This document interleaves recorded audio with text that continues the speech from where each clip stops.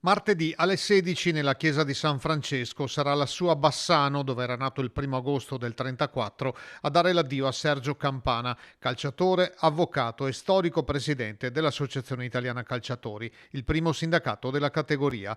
L'aveva fondata nel 68 assieme a Rivera e Mazzola, dopo aver appeso le scarpette al chiodo. Di famiglia originaria di San Nazario in Val Brenta, Campana mosse i primi passi da calciatore nelle giovanili del Cartigliano, diventando poi attaccante del Vicenza dal 53 al 59, con cui guadagnò la promozione in Serie A. Passato per 2 stagioni al Bologna, vinse in maglia rossoblù la Mitropa Cup, laureandosi anche in giurisprudenza, titolo che gli valse, come per Gianni Agnelli, il soprannome l'Avvocato. Tornato al Vicenza, chiuse la carriera nel 67 con la salvezza dei biancorossi.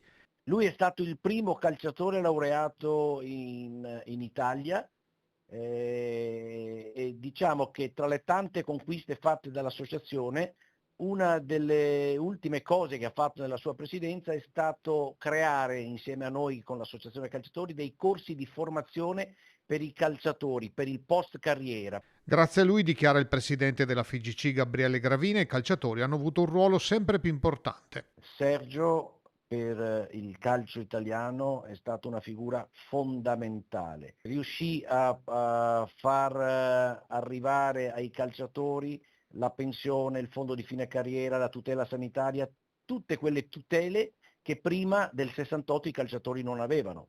Campana si è spento a Bassano, sua città natale, era ricoverato da qualche settimana in una casa di cura. Una bella persona, una persona di una grande moralità e lui insieme con Gigi Agnolin, che so perfettamente che erano due grandi amici, hanno portato il nome della nostra città, fatto conoscere la nostra città nel mondo. Campana nel 2011 cedette la guida dell'AIC a Damiano Tommasi, oggi sindaco di Verona. Sportivo appassionato, ha saputo guadagnarsi il rispetto di tutti grazie alle sue qualità e ai suoi valori. Fra le altre cose è stato presidente anche del Panathon, mi ricordo le sue battute di grande arguzia, ma soprattutto di grande lucidità.